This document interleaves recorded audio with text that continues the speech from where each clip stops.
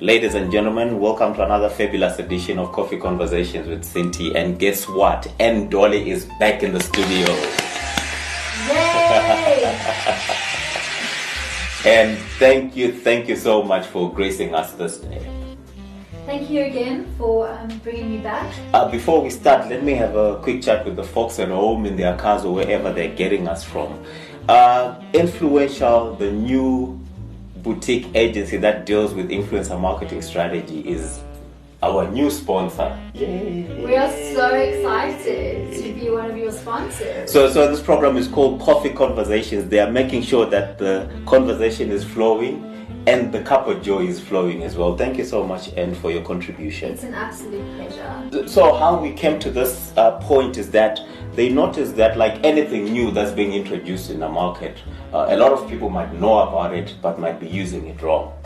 So the whole point of this is to educate the market and make sure that we are always on the same point. Because at the end of the day, the whole point is to get performance from each and every marketing activity a brand engages. No, exactly. So we are very happy to help you and help everyone else learn more about influencer marketing. Yeah. We want all the marketers in South Africa to be very knowledgeable and kind of be able to make the right decisions when it comes to influence marketing. Thank you so much. And before we dig deep into this, please don't forget to hit the subscribe button and to download this and other episodes on iTunes and Spotify.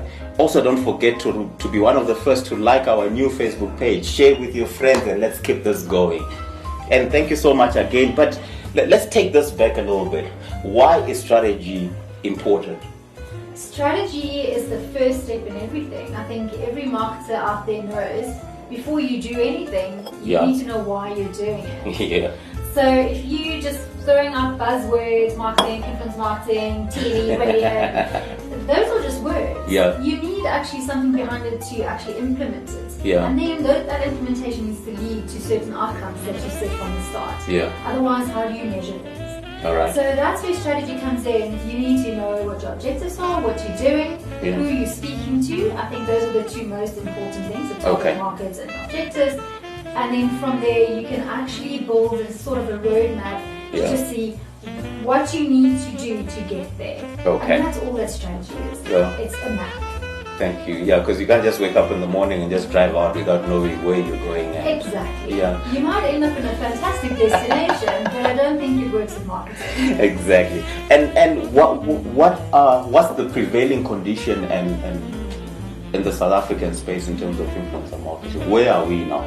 Look, influencer marketing has been taken up quite a lot over the last couple of years. Yeah. As you know, it's been around for a very long time. So I feel the word influencer, at least, it started, I would say, as early as 2010, 2011-ish, where we saw a lot of people started blogging. So then we had bloggers. We didn't call them influencers, we called them bloggers. Okay. Bloggers got onto all the social media channels and realized, I can push out my content here. Yeah. I can get people to read my blog from here. People actually listen to my opinions. Yeah. And I think that's also when brands then started realizing, but why don't we use these people to speak directly to their followers as part of a brand? Exactly. So we've seen that taken up, but over the last couple of years we've got the word influencer now. Influencers just being admitted into the Webster's Dictionary, by the way, as an actual word. Whoa. Which also just shows how popular it is, not only in South Africa, but obviously all over the world. So in South Africa, we obviously follow suit when it comes to kind of American and European markets when it comes to marketing trends. Yeah. They are obviously leaps and bounds ahead of us because they started so much earlier than us. Yeah.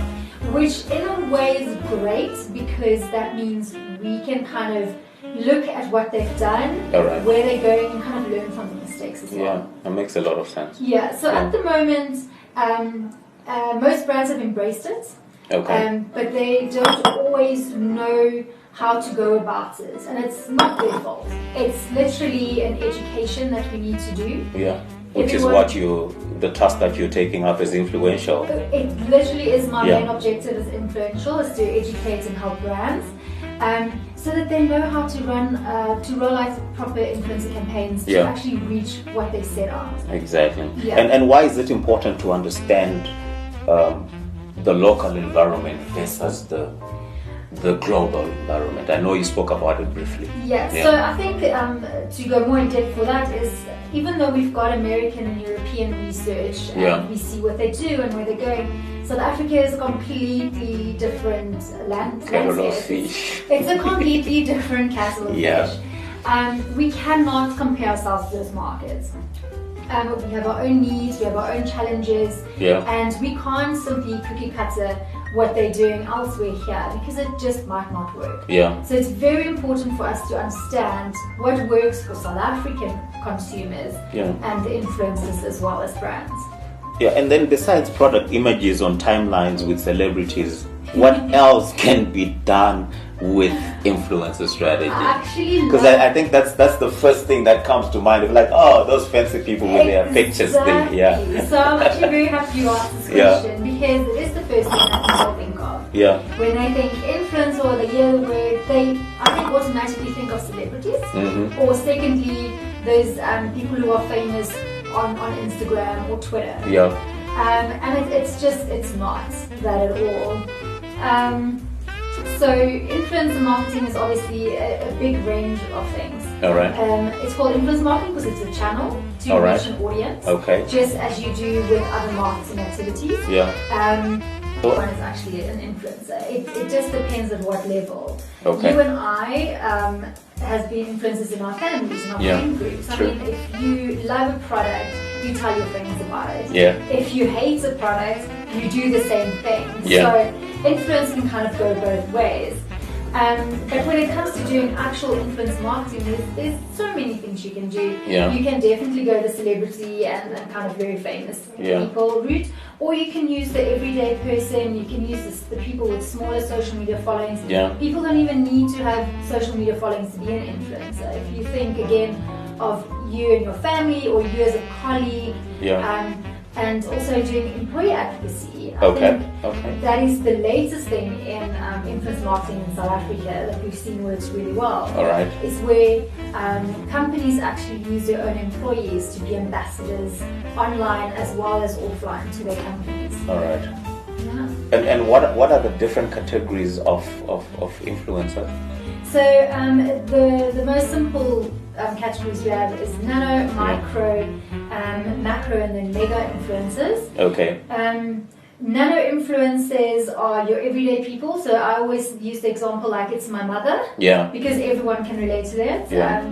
Who don't really have a lot of social media influencers, but she's on Facebook, so she connects with her friends and family, and she generally knows everyone who she follows, and everyone follows her. So they are very, very valuable. If you get into those groups and you use people who already love the brand or the product, because it means they're really authentic.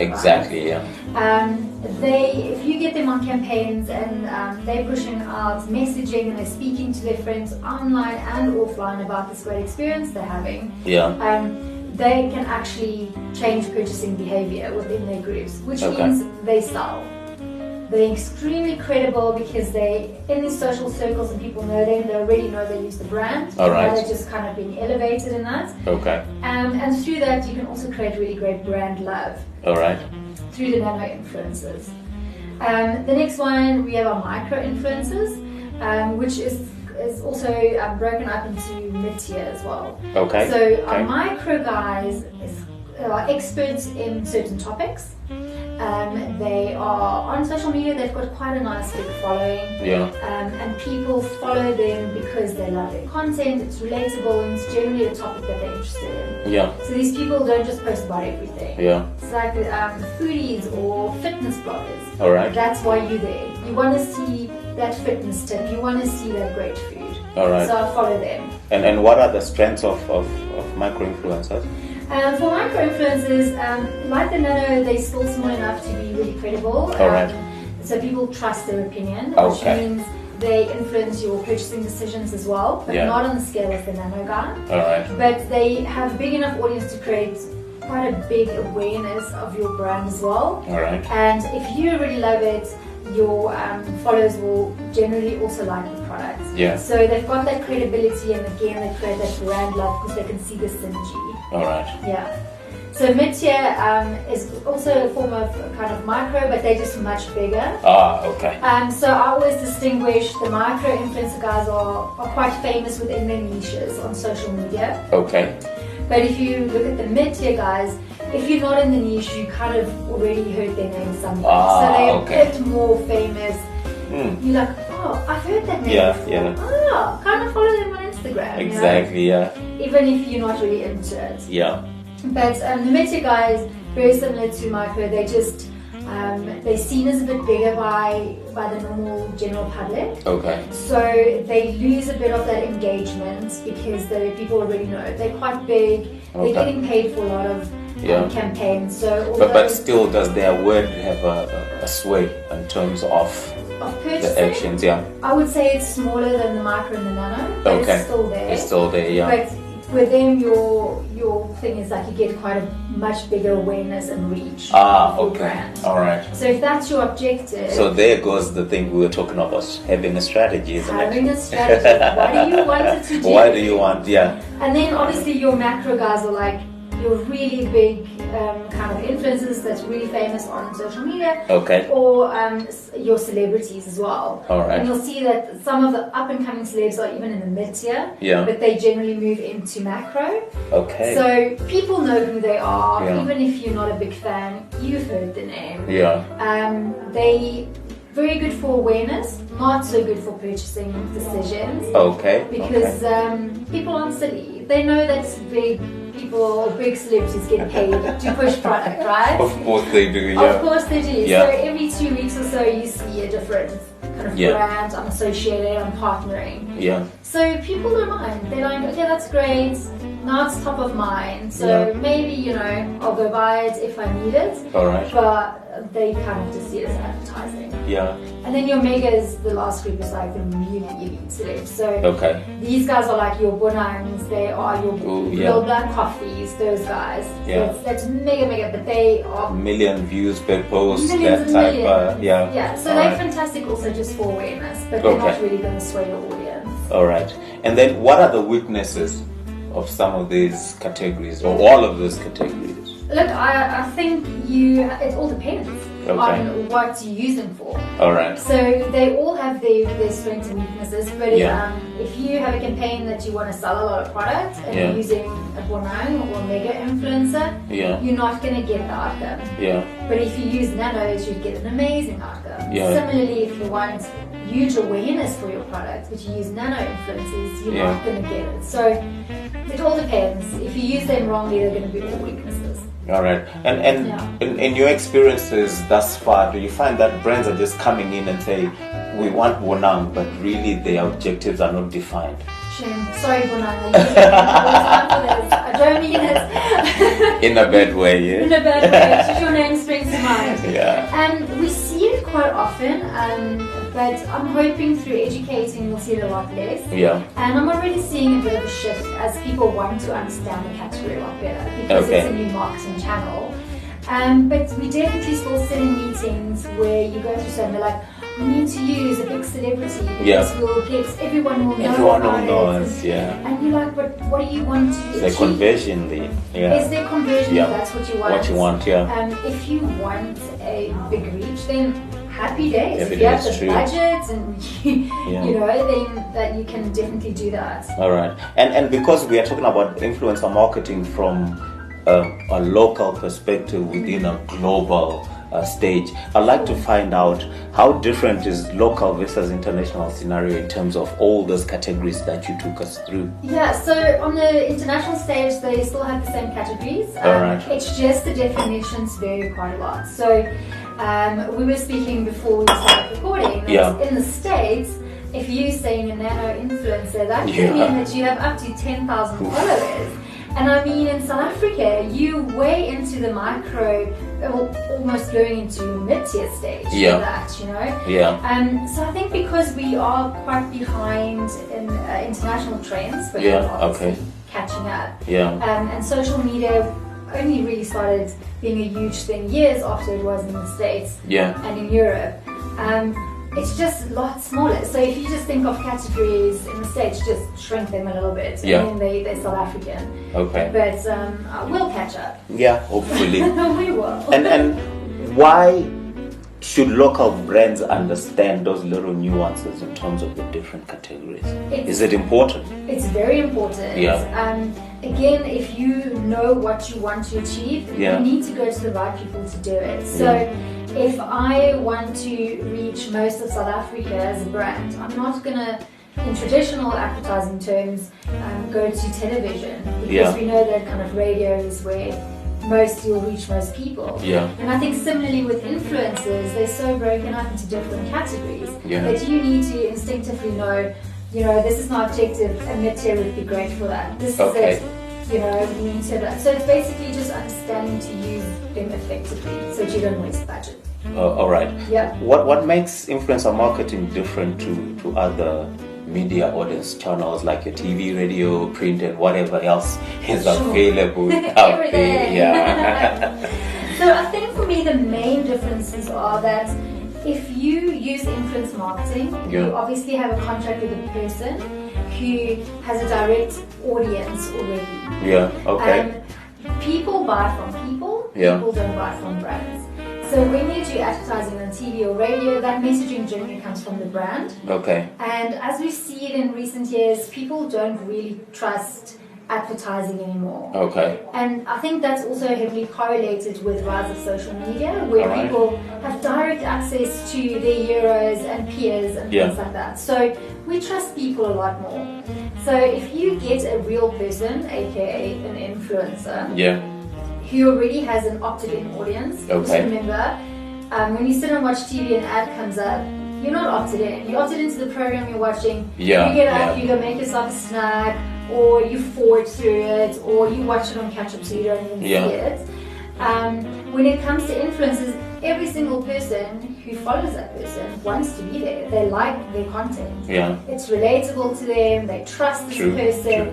So you've got this incredibly captive audience that if it's your target market, if you use the right influencer, it's invaluable. Every single person wants to see their content, so they're going to see your brand. And then again, obviously with advertising, people trusting it less. Influencers are trusted, they're authentic. People want to be there, again, they're opted in. They don't want to hear what you have to say, they'll just unfollow you. But we see it very rarely because we like to align with values of the brand, with the values of the influencer. So it is organic. Oof.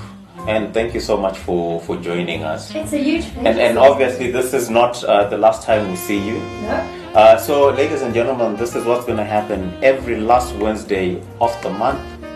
Yay! She joins me for this type of conversation where we deep dive into all things influencer marketing from a strategy perspective. I'm so excited. How do people find you? Where do they find you?